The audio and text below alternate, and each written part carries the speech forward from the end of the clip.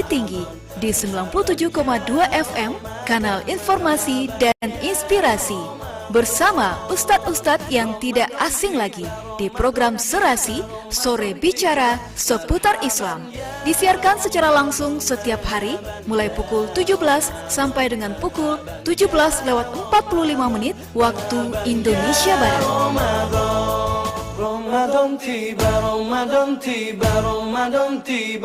Ikuti program acara Serasi Sore Bicara Seputar Islam.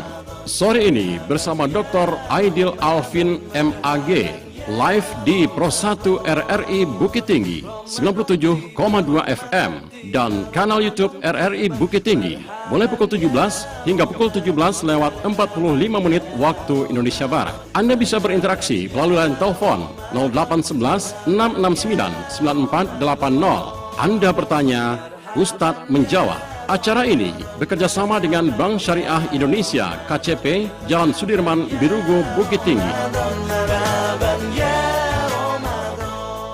Waspada, teliti, periksa kebenaran berita dan informasi, dicek fakta. Pro 1 RRI.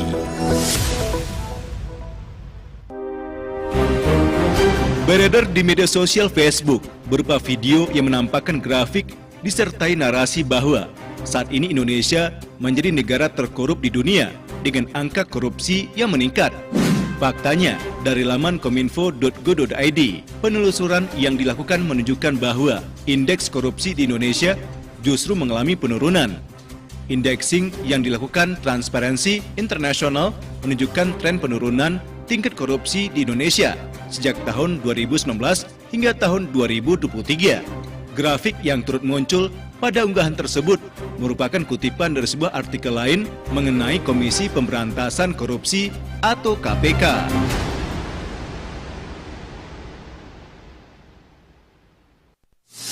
Pastikan kebenaran berita dan informasi Anda dicek fakta. Pro 1 RRI. Anda sedang mendengarkan Pro 1 RRI Bukit Tinggi 97,2 FM, kanal informasi dan inspirasi. Serasi Sore Bicara Seputar Islam disiarkan langsung melalui program 1 RRI Bukit Tinggi, kanal informasi dan inspirasi, dan live streaming YouTube RRI Bukit Tinggi. Demikianlah 97,2 FM Pro 1 RRI Bukit Tinggi, kanal informasi dan inspirasi. Pukul 17:02 waktu Indonesia Barat. Saudara pendengar, Serasi kembali hadir ke ruang dengar Anda untuk edisi hari ini di 17 Maret 2025 tentunya. Dan kali ini Serasi Sore Bicara Seputar Islam akan kami hadirkan ke ruang dengar Anda tentunya bersama topik yang juga menarik ya, yang sudah kami siapkan untuk Anda bersama Ustadz yang juga sudah hadir bersama kami di studio RRI Bukit Tinggi. Kita sapa dulu Ustadz yang sudah hadir bersama kami untuk sore ini, Dr. Aidil Alvin MAG, Dekan Fakultas Ekonomi Bisnis Islam atau FEBI UIN Bukit Tinggi. Assalamualaikum Ustadz, selamat sore. Waalaikumsalam warahmatullahi wabarakatuh. Sehat ya Ustadz ya? Alhamdulillah. Alhamdulillah, masih semangat puasanya ya Ustadz ya? Semangat baiklah, puasanya. Hari ini kita akan mendengarkan tausiah dari Ustadz Aidil Alvin dengan topik urgensi zakat harta bagi kesejahteraan masyarakat. Nah, untuk saudara pendengar dan juga penonton YouTube RRI Bukit Tinggi, Anda tentunya juga selain bisa mendengarkan kami di Pro 1 RRI Bukit Tinggi, juga bisa mendengarkan kami dan menonton kami langsung di YouTube RRI Bukit Tinggi. Anda nanti bisa mengirimkan pertanyaan Anda melalui WhatsApp dan juga telepon di yang sama seputaran topik kita hari ini, yaitu di 0811-669-9480. Nanti di 15 menit terakhir kita akan terima semua interaktif dari Anda tentunya ya. Dan jangan lupa nanti di akhir acara kami juga akan hadirkan kuis untuk Anda. Jadi pastikan Anda nanti untuk ikut juga bergabung bersama kami menjawab pertanyaan yang jawabannya akan ada dalam tausiah dari Ustadz Aidil Alvin. Baiklah, untuk itu sudah tidak sabar kita dengarkan langsung tausiah dari Ustadz Aidil Alvin, urgensi zakat harta bagi kesejahteraan masyarakat dalam Serasi. Silakan Ustadz. Bismillahirrahmanirrahim. Assalamualaikum warahmatullahi wabarakatuh. Hamdan wa syukran lillahi, salatan wa salaman ala rasulillah wa ala alihi wa ashabihi wa mawala wa ba'd. Asyhadu an la ilaha illallah wahdahu la syarika lah wa asyhadu anna Muhammadan abduhu wa rasuluh. Allahumma shalli wa sallim wa barik ala hadzal nabiyil karim wa ala alihi wa ashabihi ajmain wa ba'd. Para pendengar RRI Pro 2 yang mudah-mudahan dirahmati Allah. Oh ya, Pro 1 yang dirahmati Allah Subhanahu wa taala, kita tentu senantiasa bersyukur kepada Allah Subhanahu wa taala. Di sore hari ini, di petang ini menjelang berbuka, Allah beri kesempatan kepada kita untuk bersilaturahim melalui udara ini. Mudah-mudahan ini tidak mengurangi silaturahim kita sebagai sesama kaum muslimin. Kemudian salawat dan salam sama kita kirimkan kepada junjungan kita Nabi Muhammad sallallahu alaihi wasallam.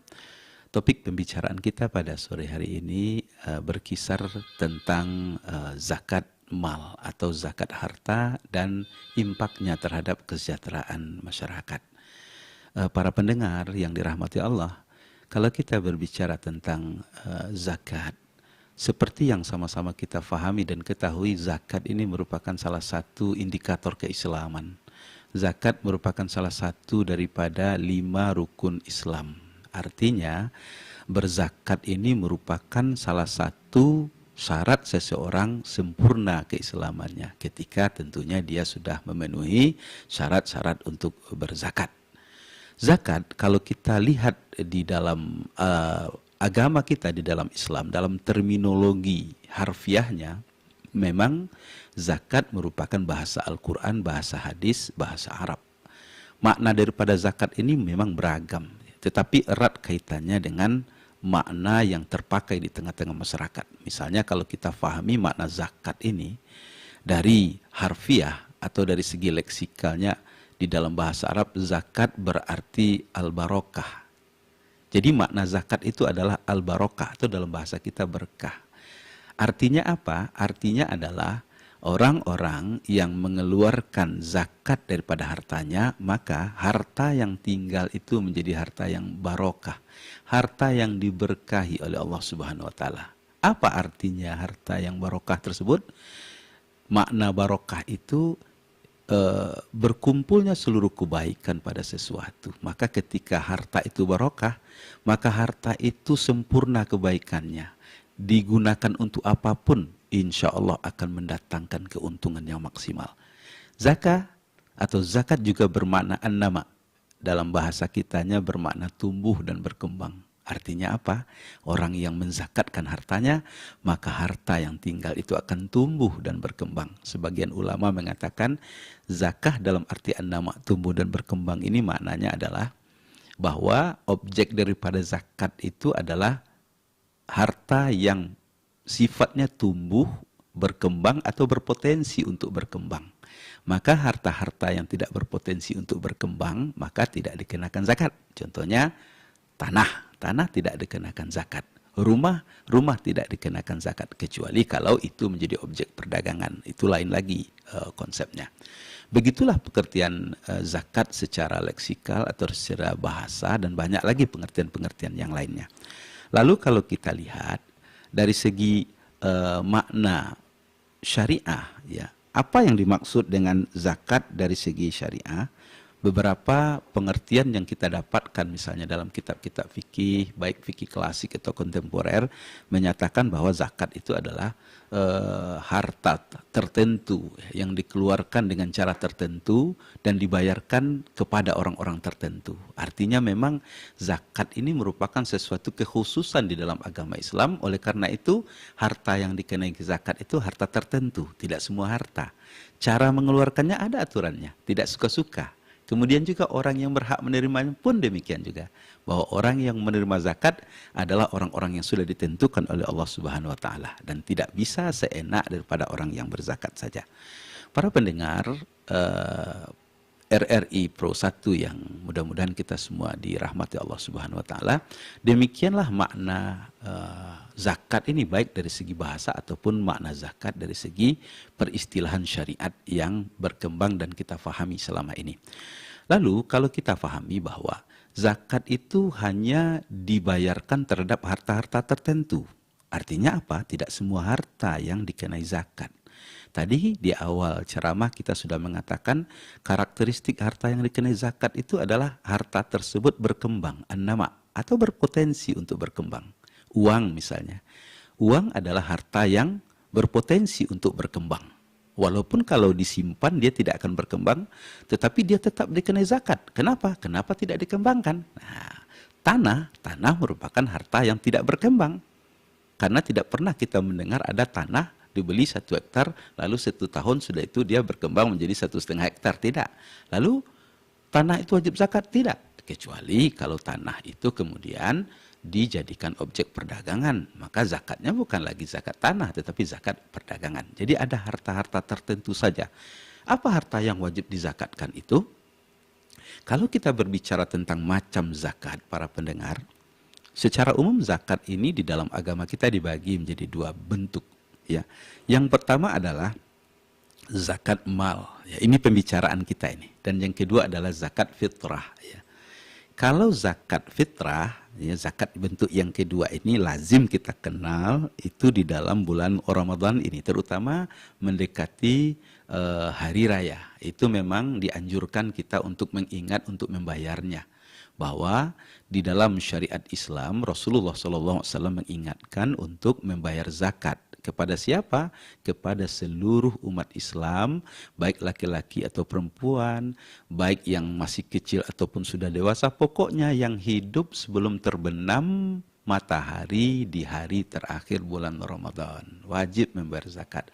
Ketentuannya pun sudah ditetapkan ya, di dalam syariat Islam. Setiapnya membayar zakat sesuai dengan makanan pokok yang biasa dia bayar. Kalau kita lihat di dalam ketentuan yang sudah disebarkan oleh Basnas, terutama misalnya di Basnas Kota Bukit Tinggi, ketentuan besaran zakat fitrah itu kurang lebih setara dengan 2,5 kilogram beras. Beras yang mana?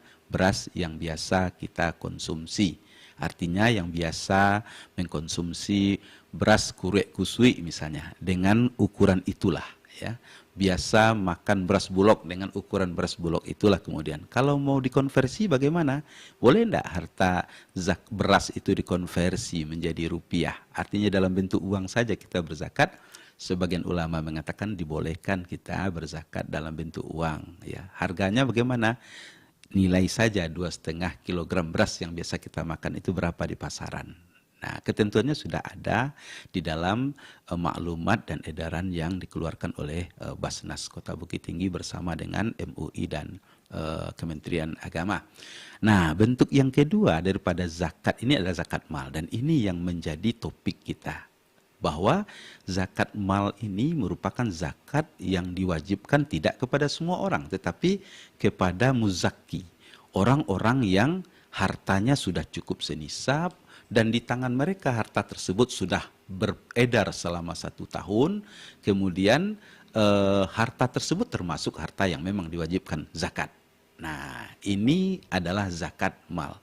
Pembicaraan kita tentang zakat mal sebagai salah satu faktor yang bisa mensejahterakan umat memang pada zakat mal ini. Kenapa? Karena potensinya yang cukup besar untuk dikembangkan, untuk disalurkan, dan untuk meningkatkan taraf hidup para mustahik, ya, penerima zakat, wabil khusus fakir dan miskin, supaya dengan harta zakat ini kehidupan mereka berkembang, ya, yang mulanya menjadi fakir dan miskin, tetapi diharapkan dengan adanya zakat ini berkembang, mereka bisa mandiri dengan zakat ini, tentunya dengan usaha sendiri, dan itu sangat dimungkinkan dengan zakat mal atau zakat harta kita ini.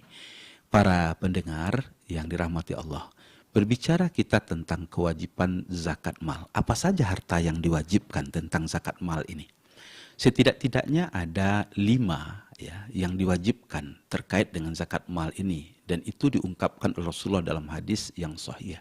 Yang pertama adalah zakat perdagangan, ya. Yang kedua adalah zakat pertanian, yang ketiga zakat emas dan perak, yang kelima zakat pertambangan, dan yang kelima zakat pertanian. Maka di dalam perkembangan berikut kita mengenal juga kewajiban-kewajiban berikutnya, termasuk dalam zakat penghasilan dan zakat investasi. Jadi zakat gaji, zakat honor, ya, termasuk zakat investasi barangkali mungkin dia membuat kontrakan ada 30 pintu, maka yang dizakatkan hasil daripada kontrakannya, bukan rumah kontrakannya. Ini bentuk-bentuk harta yang wajib dizakatkan, baik secara klasik ataupun di dalam ijtihad para ulama-ulama kontemporer yang sekarang. Nah, orang-orang yang memiliki harta-harta seperti ini dalam bentuk yang kita sebutkan ini ada 7 kurang lebih ya, beserta turunannya, itu adalah orang-orang yang berpotensi untuk membayar zakat, tetapi tentu ada syarat yang harus dipenuhi. Misalnya cukup senisab dulu. Kalau kita ambil misalnya zakat emas perak misalnya ya, zakat emas perak atau zakat uang itu kurang lebih sama. Berapa nisabnya? Bahwa zakat emas dan perak ini kalau dalam hadis nisabnya 20 dinar atau 200 dirham. Kalau kita konversi ke emas kurang lebih 85 gram emas. Itu konversinya ya. Kalau kita rupiahkan berapa? Tinggal kita lihat saja berapa harga emas sekarang ini. Kalau 85 gram emas itu kalau kita jadikan emas ameh dalam bahasa kitanya itu kurang lebih satu emas kan 2,5 gram. Berarti 85 bagi 2,5 34 ameh. Jadi kalau berapa rupiahnya itu kalikan saja. Kalau tidak salah emas sekarang kurang lebih harganya 3,8 juta. Kali 34, ya kurang lebih 120 jutaan lah. Kalau hartanya itu sudah 120 juta minimal, berarti syarat berikutnya sudah dipenuhinya. Apakah kemudian mereka langsung berzakat? Tidak. Berputar di tangan dia dulu, mengendap di tangan dia dulu 1 tahun, ya tidak kurang. Kalau sudah mengendap 1 tahun, berarti sudah terpenuhi syarat baginya untuk berzakat. Ya. Berapa zakat yang harus dikeluarkan? 2,5% dari jumlah harta yang dia punya. Oh ternyata ketika dikonversi menjadi rupiah, ternyata uangnya kurang lebih 200 juta, baik yang dia simpan cash atau yang dia simpan di bank misalnya. Maka berapa keluar zakatnya? 2,5% dari 200 juta, kurang lebih 5 juta. Dan itu adalah kewajiban yang jangan coba-coba untuk menghindar. Kenapa demikian? Sebab baik Al-Quran ataupun hadis memberikan ancaman-ancaman yang berat bagi orang-orang yang berani untuk menghindar atau tidak mau membayarkan zakat ini. Misalnya ketentuan di dunia gitu ya, hartanya tidak akan berkah. Nah, itu ancaman yang luar biasa itu. Kalau harta itu tidak berkah, para pendengar, itu berapapun jumlah harta itu tidak akan memberikan ketenangan. Justru ya, harta zakat, harta kita yang zakat ada di dalamnya tapi tidak dikeluarkan, bercampur harta zakat yang semestinya dibayar dengan harta yang kita punya, keberkahannya dicabut oleh Allah Subhanahu wa taala. Artinya apa? Tidak memberikan kemaslahatan, malah akan memberikan kemudaratan. Harta banyak tetapi kita disusahkan oleh harta tersebut. Macam-macam saja ujian yang akan diberikan. Belum lagi Rasulullah mengatakan dalam salah satu riwayat, ya, izaktalata malan, kalau bercampur harta zakat yang semestinya kalian keluarkan dengan harta kalian, ya, yang tidak kalian zakatkan itu fa'ahlakadhu, maka harta yang ada itu akan hancur lebur, ya. Jadi hati-hati, jangan dianggap enteng. Itu di dunia, di akhirat belum lagi. Oh, berbagai macam ancaman Allah ungkapkan di dalam Al-Quran. Misalnya di dalam Al-Quran dikatakan orang yang tidak bayar zakat ini nanti emas perak yang tidak mereka zakatkan akan dipanaskan dengan api neraka. Ketika sudah mencair, disetrikakan ke punggungnya, ke keningnya, ke perutnya, sambil kemudian dikatakan, ya hadza maka nastum, ini harta zakat yang tak kau keluarkan dulu di dunia. Berat sekali ancaman bagi orang-orang yang menghindar membayar zakat. Maka membayar zakat di samping akan mendatangkan pahala, mendatangkan keberkahan terhadap harta kita di dunia, justru kemudian membayar zakat ini sesuai dengan makna an-nama tadi, mungkin secara kuantitas ketika kita keluarkan zakat, maka sebahagian harta kita akan berkurang secara kuantitas yang nampak oleh mata kita, kan memang demikian. Tetapi Allah berjanji bahwa berkurang itu hanya di mata kalian, gitu ya. Di mata Allah, harta zakat yang kalian keluarkan itu justru akan menambah harta kalian. Menambah dalam bentuk apa? Bisa menambah keberkahan, dan yang kedua bisa juga sekaligus Allah tambah kuantitas dan jumlah harta yang tinggal setelah dizakatkan itu.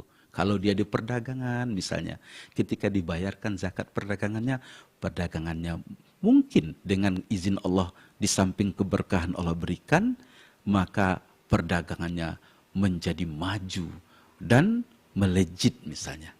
Itu adalah janji-janji Allah kepada orang-orang yang membayarkan zakat hartanya.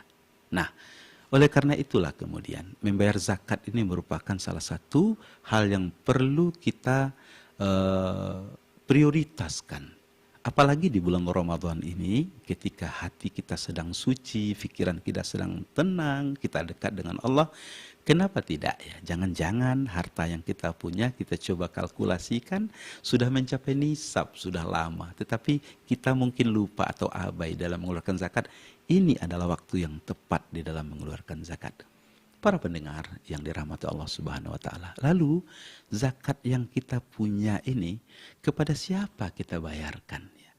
Di dalam Al-Qur'an Allah Subhanahu wa taala sudah memberikan patokan yang jelas ya, bahwa penerima zakat itu sudah tetap. Misalnya di dalam Al-Qur'an surat At-Taubah ayat yang ke-60. A'udzubillahi minasyaitonirrajim. Ya, innamas shadaqatu lil fuqara'i wal masakin wal 'amilina 'alaiha wal mu'allafati qulubuhum, dan seterusnya. Bahwa di dalam ayat ini orang yang berhak menerima zakat itu kata Allah sudah ada patronnya. Jadi tidak bisa kita suka-suka saja memberikan zakat ini, ya. Misalnya yang pertama kata Allah orang fakir, ya. Kemudian yang kedua adalah orang miskin. Yang ketiga amil, mereka berhak menerima zakat. Seterusnya mu'allaf, orang yang sedang goyang ya keimanannya mungkin karena mereka masuk Islam, ya. Mereka berhak menerima zakat. Kemudian gharimin, orang yang sedang berhutang. Berhutang untuk apa? Berhutang untuk memenuhi kebutuhan hidupnya. Itu berhak menerima zakat. Tapi kalau dia berhutang untuk beli mobil, itu bukan gharimin namanya. Berhutang untuk beli mobil, berhutang untuk beli emas, itu tidak berhak menerima zakat. Jadi jangan coba-coba pula Bapak Ibu berhutang beli mobil, lalu kemudian tidak terbayar, pergi ke Basnas minta tolong. Tidak, Bapak dan Ibu tidak berhak menerima zakat. Karena hutang yang dimaksud itu adalah hutang untuk memenuhi kebutuhan hidup, gitu ya.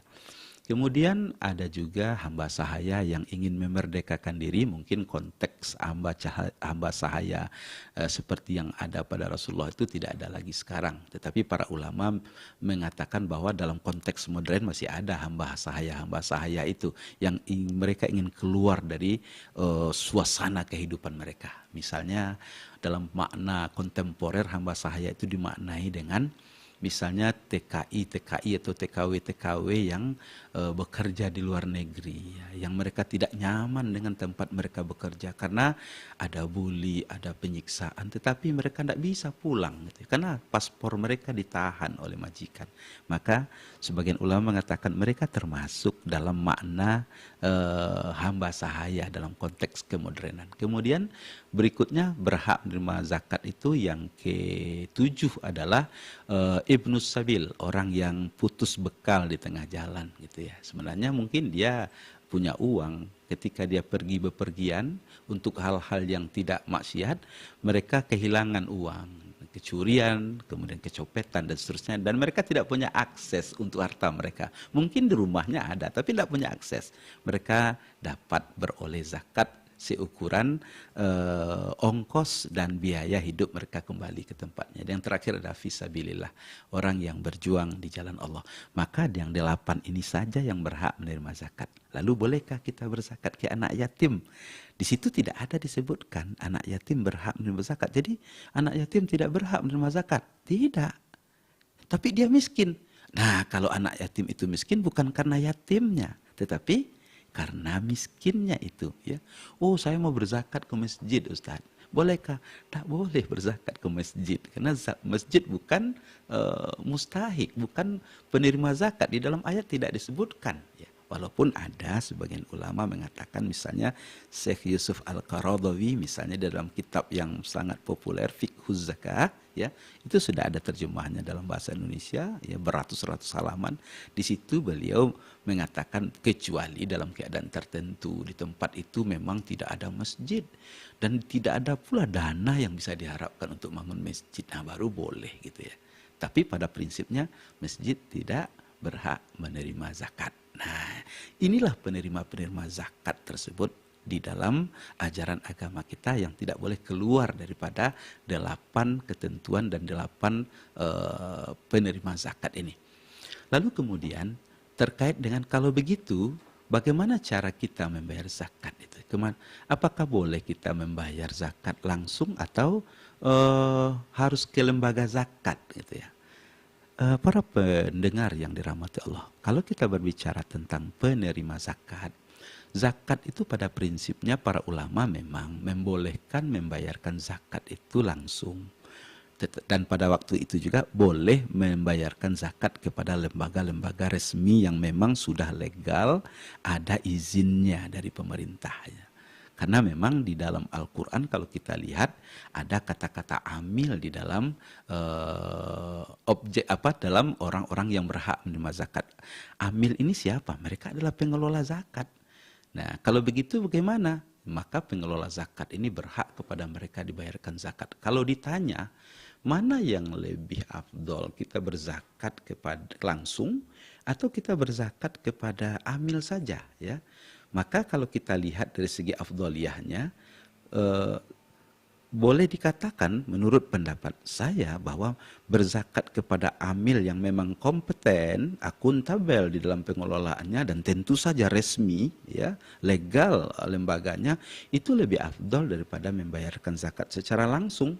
Kenapa demikian? Sebab secara fikih ketika kita membayar zakat kepada amil lembaga itu ketika akad kita dan serahkan zakat, zakat kita sah. Zakat kita sah ketika itu juga. Lalu kalau amilnya tidak serahkan misalnya kepada para mustahik yang lain, kita tidak peduli. Yang penting berzakat kepada amil, zakat kita sah. Tapi kalau kita berzakat langsung kepada fakir miskin menurut persepsi kita, oh ini orang miskin, tetapi ternyata dia tidak miskin misalnya, pura-pura miskin, maka ingat zakat kita tidak sah karena kita memberikan zakat kepada orang yang tidak berhak. Ini keutamaannya. Di samping berzakat kepada lembaga itu lebih memungkinkan lembaga itu untuk membuat program. Program apa? Program penguatan ekonomi para mustahik. Kenapa demikian? Karena dengan jumlah yang terkumpul relatif banyak, tentu bisa ya dilakukan apa yang disebut dengan zakat produktif. Ya. Produktif itu apa? Memberikan modal kepada para mustahik, sehingga diharapkan dengan modal itu mereka bisa berdikari. Tahun ini mereka menerima zakat, diharapkan tahun-tahun berikutnya mereka tidak lagi menerima zakat, bahkan mereka akan bayar zakat. Tapi kalau sendiri langsung, biasanya jumlahnya kecil. Ya, kalau langsung berzakat kepada mustahik, orang fakir, orang miskin, jumlahnya kecil gitu ya. Biasanya kalau jumlah kecil itu tidak bisa dijadikan modal. Paling-paling hanya untuk kebutuhan konsumtif. Sehingga tidak ada impaknya kemudian. Disinilah tema kita. Membuktikan bahwa zakat itu ketika disalurkan pada tempat yang benar, dia akan bisa meningkatkan ekonomi para mustahik itu. Dari taraf kemiskinan atau kefakiran, setidak-tidaknya kalau tidak menjadi orang kaya, mereka menjadi orang-orang yang secara finansial tidak butuh zakat lagi. Kenapa? Mereka sudah bisa berdikari, menghidupi istri dan anak-anaknya dengan modal yang diberikan oleh zakat tersebut. Para pendengar yang dirahmati Allah, itulah kira-kira kenapa zakat ini secara konsepnya ketika diberikan kepada tempat yang benar, disalurkan kepada lembaga yang benar. Kalau di Indonesia ada 2 penyaluran lembaga itu, bisa Basnas ya, yang memang merupakan lembaga yang dibentuk oleh pemerintah, atau bisa LAZ, lembaga amil zakat yang dibentuk oleh masyarakat tetapi telah mendapat keizinan dari pemerintah di dalam operasionalnya. Maka berzakat kepada lembaga-lembaga ini memang sangat dimungkinkan kita kemudian lembaga tersebut membangkitkan, menghidupkan ekonomi para mustahik sehingga mereka bisa menjadi muzaki. Agaknya itu yang menjadi pengantar kita pada sore ini dalam diskusi dan tausiah kita tentang bagaimana zakat harta insya Allah akan bisa menjadi pemicu ya membangkitkan ekonomi masyarakat miskin pada umumnya. Terlebih terkurang mohon maaf. Wabillahi taufik wal hidayah. Wassalamualaikum warahmatullahi wabarakatuh. Waalaikumsalam warahmatullahi wabarakatuh. Saudara pendengar dan juga penonton YouTube RRI Bukit Tinggi, demikian tadi tausiah yang sudah disampaikan oleh Ustadz, dan kali ini banyak yang sudah tidak sabar Ustadz kayaknya ingin bergabung interaktif bersama kita di sini dengan pembahasan tentang zakat ini. Kita terima dulu telepon yang satu ini. Assalamualaikum Serasi, selamat sore. Iya, waalaikumsalam Serasi, selamat sore. Iya. Seputar Islam. Dengan siapa di mana ini? Saya dengan Uda John di Lubuk Punggai, daerah Tandikat. Iya, silakan Uda John dengan pertanyaan Anda. Iya, dengan Pak Ustadz apa tadi? Iya, Dengan Pak Ustadz siapa dengan namanya? Ustadz Aidil. Oh iya, Pak Ustadz. Iya, Aidil. betul. Iya. Silakan. Assalamualaikum Pak Ustadz Aidil. Waalaikumsalam warahmatullahi Huda John. Iya. Iya. Jadi saya ingat begini Pak Ustadz. Nabi pernah bersabda, yasiru wala tu'asiru, basiru wala tunafiru. Iya. Gembirakan orang, jangan ditakut-takuti. Iya. Mudahkan orang, jangan dipersulit. Iya. Hari saya minta bantu ke Basnas untuk pelunasan hutang begitu. Hutang ini bukan seperti yang Pak Ustadz tadi, tapi murni untuk pembiayaan diantaranya ya memang biaya makan istilahnya, dan lebih terpenting untuk menyekolahkan anak. Tapi ternyata oleh mereka semacam dipersulit begitu. Ini tidak bisa begini, ini tidak bisa begini. Padahal proposalnya sudah kita bawa begitu. Jadi seperti apa seharusnya itu begitu. Dan lagi dikatakan tidak boleh pula untuk pelunasan hutang. Kemudian pada bagian yang lain ada yang minta bantuan untuk ekonomi, untuk modal usaha itu. Ya sebanyak-banyaknya cuma 2 juta dikasihnya Pak Ustadz. Padahal butuh modal 10 juta begitu. Jadi seperti apa bisanya, mohon penjelasan. Kalau kita minta dana di Basnas itu, mohon penjelasan. Terima kasih Pak Ustadz. Assalamualaikum warahmatullahi wabarakatuh. Waalaikumsalam warahmatullahi wabarakatuh. Iya, silakan Ustadz boleh dijelaskan. Baik, Uda John. Di dalam prinsip agama kita benar ya, bahwa kita disuruh oleh Allah Subhanahu wa taala untuk mempermudah urusan tetapi dan tidak mempersulit. Yassiru wala tu'assiru ya. Memberi kabar gembira dan jangan mempersulit. Bahwa itulah konsep agama kita.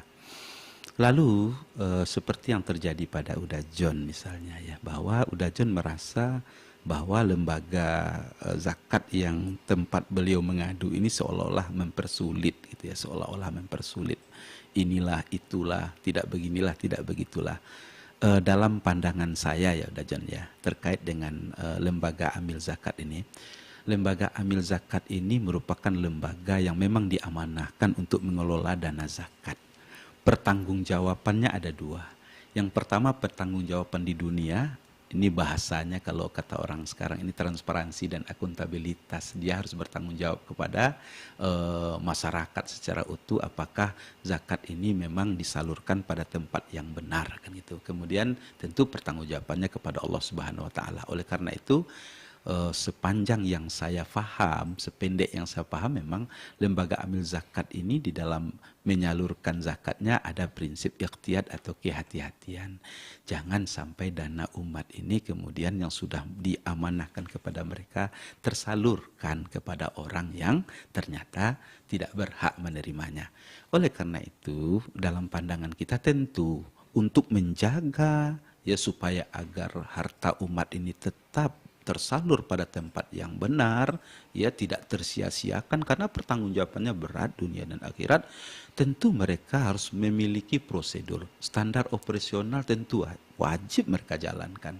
Ya misalnya tentu perlu pula syarat-syarat yang harus dipenuhi oleh mustahik.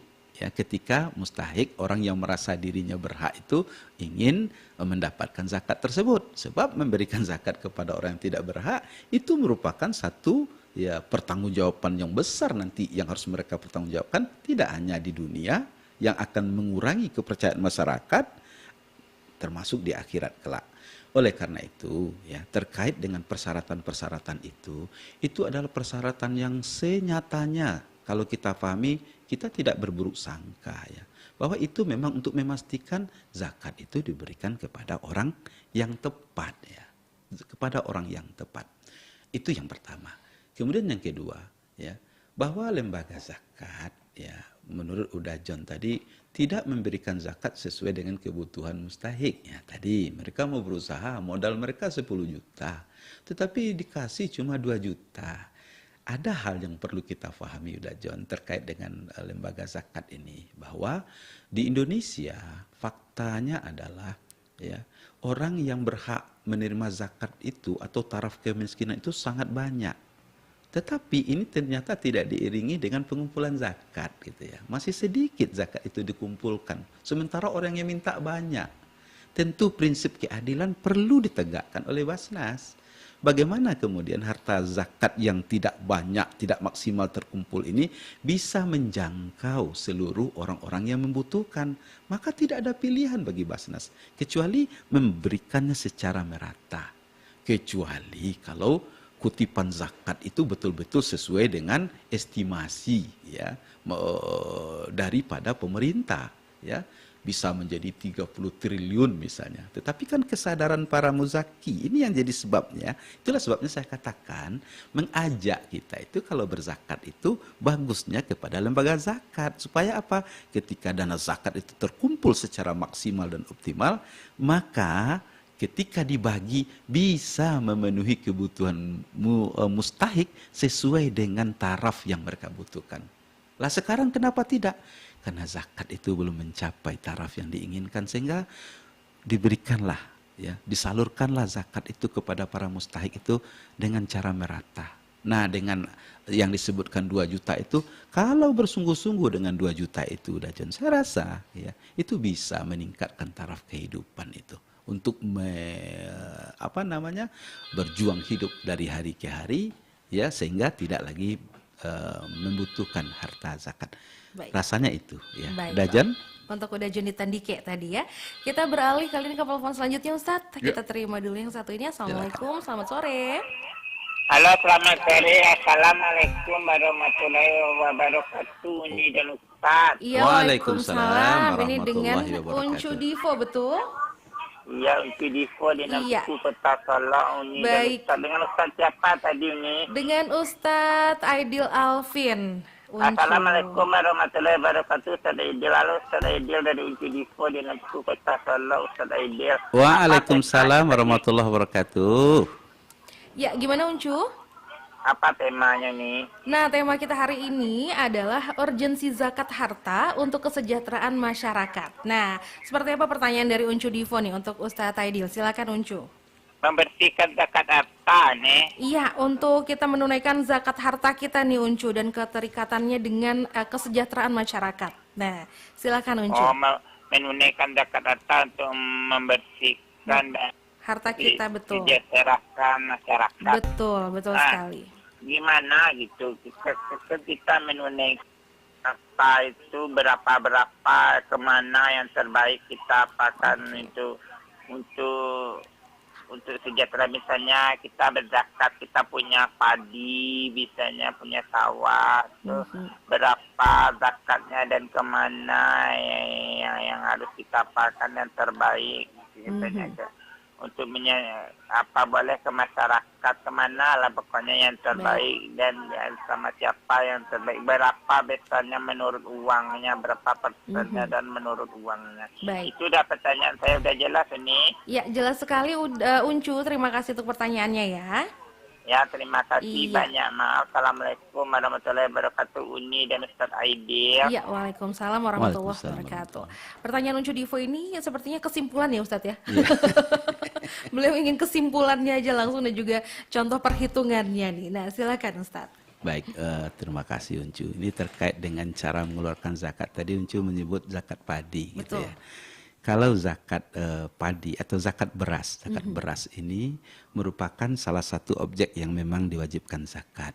Lalu berapa pendapatan zakat padi atau beras ini sehingga kita wajib mengeluarkannya? Para ulama mengatakan bahwa berdasarkan hadis, ya Rasulullah mengeluarkan zakat daripada gandum itu 5 wasak. 5 wasak itu semacam takaran di Arab lah gitu ya. Kalau di kita kan biasa pakai kilogram gitu ya. Kilogram. Berapa kilo? Sebagian ulama mengatakan, ini pendapat yang cukup kuat, itu sekitar 653 kilogram beras. Nah, 605 itu minimal. Bagaimana cara mengeluarkannya? Ketika panen. Ya, wa atu haqqahu yauma hasadihi. Jadi kalau untuk zakat padi atau beras ini beda dengan zakat yang lain. Kalau zakat yang lain dia punya haul. Dia di tangan kita dulu 1 tahun baru dikeluarkan zakatnya. Artinya tidak berkurang dia sebanyak nisab. Tapi kalau zakat padi atau beras ini dia dikeluarkan langsung ketika panen. Setelah panen dihitung semuanya, pengeluarannya, upah-upah pengangkut dan segala macam, upah pekerja, maka minimal 653 kilogram beras ya. Atau kalau dibawakan ke padi itu kurang lebih 1.200 lah, 1.200 kilo kalau padinya. Kalau padi. Ya, karena beras dengan padi tentu beda apanya, beda beratnya, maka di situ sudah wajib, sudah sampai senisab dia itu. Nah, berapa dikeluarkan? Nah, ini nanti kalau dengan zakat padi ini ada 2 bentuk pengeluarannya ya. Ada 2 bentuk pengeluarannya. Ada 10%, ada yang 5%. 10% kalau misalnya tanah tempat bercocok itu semata-mata hanya mengandalkan air hujan. Agak besar dia. Tapi kalau dengan air yang diapa sendiri, dipompa sendiri gitu ya, dinaikkan sendiri dengan kincir, itu 5% ya dari pendapatan kita. Nah, gitu. Kepada siapa diberikan? Ya, tadi kita sudah bicarakan ada 2 caranya. Bisa langsung diberikan kepada asnaf, yang 8 itu fakir, miskin, amil, kemudian mu'allaf, orang yang berhutang, budak, fisabilillah dan binus sabil, ya. Dan itu bisa juga kita berikan kepada lembaga amil zakat. Ya, lembaga amil zakat yang benar ya, maksudnya yang dapat, yang sudah ada legalisasi, yang sudah ada izin operasionalnya, baik Basnas ataupun lembaga amil zakat ya di tempat Uncu nantinya. Nah, itu barangkali Uncu apanya jawaban dari pertanyaan. Jadi cukup detail penghitungannya begitu ya Ustadz ya, baik itu dari harta yang berbentuk emas atau uang, kemudian dari padi ataupun beras, cukup detail ya Ustadz ya. Setiap harta yang wajib zakat itu mempunyai cara dan corak perhitungan sendiri. Jadi tidak bisa sesuka kita. Karena ini ibadah. Harus ikut aturan dan caranya yang sudah ditetapkan begitu. Baiklah. Kita lanjut ke penelpon selanjutnya Ustadz ya. Assalamualaikum, selamat sore Serasi. Waalaikumsalam, sore Kak Irvi, Iya. Seputar Islam. Betul, ini dengan Lila ya? Lila ya. Betul, Ya, silakan Lila. Baik Pak Ustadz, Assalamualaikum. Ini tentang zakat ya, pembahasannya zakat bal. Iya. Bagaimana kalau pengeluaran orang yang tadi kan ditentukan 2,5% dari harta kita. Iya. Kalau seandainya yang berzakat itu kurang dari 2,5%, itu hukumnya bagaimana Ustadz? Bolehkah? Atau mungkin ada juga mungkin beranggapan ala kadarnya, mungkin kurang lebih seperti itu. Dan penerima zakat ini sama tidak di zakat mal dengan zakat fitrah yang 8 itu ya, golongan yang disebutkan tadi, mungkin sama. Dan satu lagi tentang pemberian yang berhak menerima zakat, saya pernah melihat misalnya menantu berzakat kepada mertua, apakah itu boleh Ustaz? Atau sebaliknya mertua ke menantu, bisa dikatakan itu berzakat ataukah itu pemberian? Ya, karena saya pernah melihat seperti itu, kita berzakat untuk mertua, atau sebaliknya karena tidak mampu salah satunya mertua atau menantunya. Bolehkah seperti itu berzakat kepada sekitar masih keluarga seperti itu, Ustaz? Mungkin itu saja dari saya, Ustaz. Terima kasih atas penjelasannya dan Kak Irvi. Terima kasih juga. Assalamualaikum warahmatullahi wabarakatuh. Waalaikumsalam warahmatullahi wabarakatuh. Warga Padang Pariaman barusan Ustaz, silakan dengan jawabannya. Dengan Lila. Mbak Lila. Betul. Ada 3 sepertinya pertanyaan Mbak Lila tadi. Yang pertama, bagaimana kalau kadar zakat yang kita keluarkan itu tidak sampai 2,5% gitu ya. Kita sudah wajib zakat nih. Lalu kita keluarkan ya suka-suka kalau bahasa beliau, ala kadarnya. kalau kita mengeluarkan namanya zakat tetapi caranya suka-suka seperti tadi, dia tidak lagi dihitung sebagai mengeluarkan zakat. Lalu apa itu? Dia dihitung sebagai sedekah biasa. Jadi kalau dia dihitung sebagai sedekah biasa, ya dapat pahala sedekah, tetapi kewajiban zakatnya tidak gugur. Dia tetap wajib membayar zakat. Jadi tidak bisa membayar zakat itu ala kadar. Yang ala kadar itu namanya sedekah. Kalau sedekah itu boleh lebih dari nisab, boleh lebih daripada persentase kadar tadi, bahkan boleh mungkin kurang. Yang penting berapa kita ikhlas, itu namanya sedekah. Kalau zakat ada patokannya. Ya. Kemudian yang kedua tadi Mbak Kemudian Irvi. kedua tadi untuk zakat mal dan zakat fitrah ini penerimanya sama tidak Ustaz? Oh, Sama-sama iya. yang 8 itu. Ya, tadi sudah dijawab juga sebenarnya oleh Kak Lila itu tadi ya. Ya, sebagian ulama mengatakan sama zakat penerima zakat mal dengan zakat fitrah ini. Cuma ada sebagian ulama mengatakan berdasarkan kepada hadis bahwa faradha Rasulullah sallallahu alaihi wasallam zakat al-fitri. Di dalam hadis ini Rasulullah menyebutkan ya memberi makan orang miskin gitu ya. Jadi kalau begitu gimana? Oh ya, penerima zakat fitrah dengan zakat mal ini sama, asnaf yang 8, tetapi khusus zakat fitrah itu lebih prioritas kepada orang-orang miskin, orang miskin. Lalu yang ketiga ya berzakat minantu kepada, mertua atau sebaliknya. Jadi begini, ini kan artinya membayar zakat secara langsung ini. Ini yang saya wanti-wanti tadi ya. Kalau kita tidak paham, sebenarnya lebih bagus kita berzakat ke amil, pas sudah jelas langsung sah dia dengan kita menerima membayar. Tapi kalau kita langsung suka-suka aja kepada orang yang menurut kita miskin atau siapa, ini bahayanya kalau mereka tidak termasuk asnaf penerima, zakat kita tidak sah. Kita tetap dibebani. Maka oke lah. Ya misalnya Mbak Lila tadi tetap ya membayar langsung oke lah. Ya, boleh enggak berzakat menantu kepada mertua atau sebaliknya? Di dalam syariat Islam bahwa zakat itu tidak boleh diberikan kepada orang yang menjadi tanggungan. Ya, siapa yang menjadi tanggungan? Orang yang wajib kita nafkahi. Oleh karena itu pada prinsipnya tidak boleh berzakat kepada anak, anak kandung. Tidak boleh anak berzakat kepada orang tua. Ya. Tetapi kalau dia bukan menjadi tanggungan, maka ulama mengatakan boleh berzakat. Ya bahkan misalnya boleh tak kita berzakat ke saudara kita yang miskin, saudara kandung. Saudara kandung ini tanggungan kita enggak di dalam syariat? Tidak. Boleh berzakat kepada saudara kandung kita.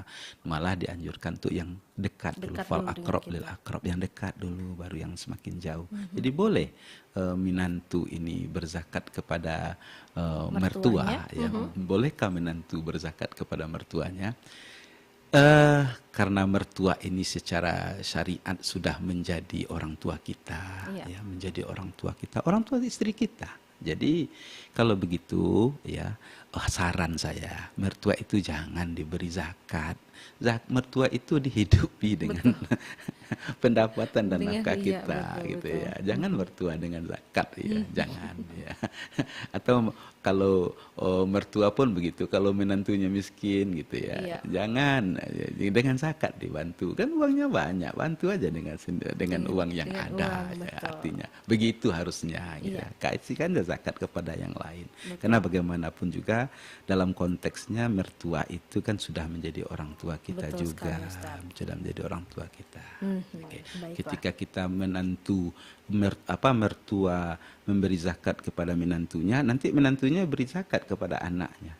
Kan anak mertua itu istrinya.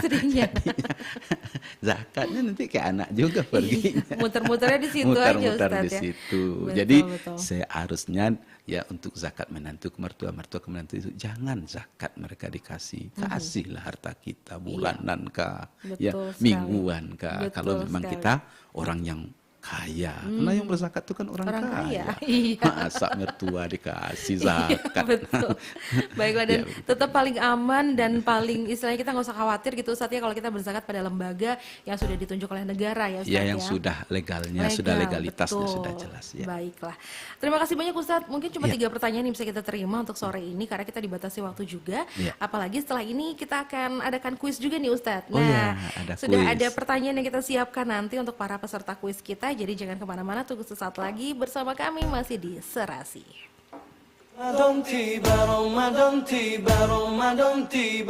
Ikuti program acara Serasi, sore bicara seputar Islam. Sore ini bersama Dr. Aidil Alvin MAG, live di Pro 1 RRI Bukit Tinggi 97,2 FM dan kanal YouTube RRI Bukit Tinggi. Mulai pukul 17 hingga pukul 17 lewat 45 menit waktu Indonesia Barat. Anda bisa berinteraksi melalui line telepon 0811 669 9480. Anda bertanya, Ustadz menjawab. Acara ini bekerjasama dengan Bank Syariah Indonesia KCP Jalan Sudirman, Birugo, Bukit Tinggi.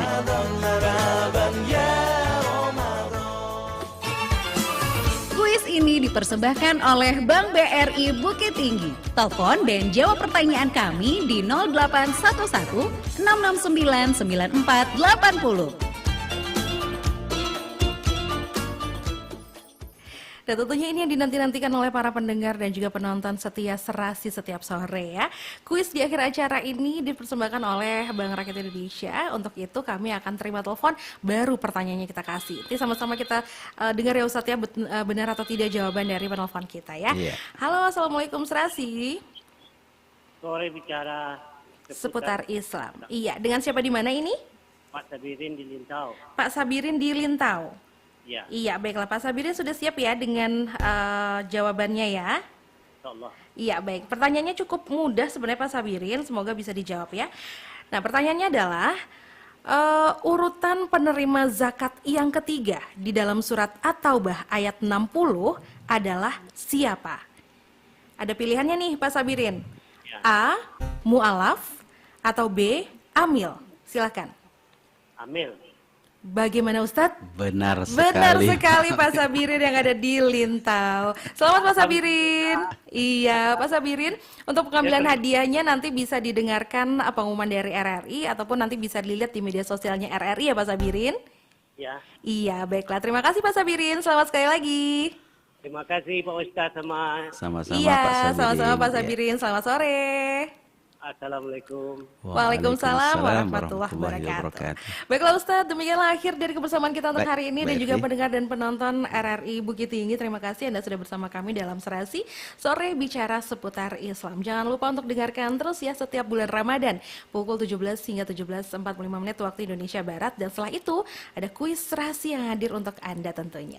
Saya Irfi Anissa dan juga Ustadz Aidil Alvin mohon pamit undur diri dulu dan jangan kemana-mana karena Pro 1 RRI Bukit Tinggi masih akan terus hadir bersama Anda. Jadi stay tune terus di sini di Pro 1 RRI Bukit Tinggi. Baik. Demikianlah Serasi, sore bicara seputar Islam di Pro 1 RRI Bukit Tinggi, kanal informasi dan inspirasi.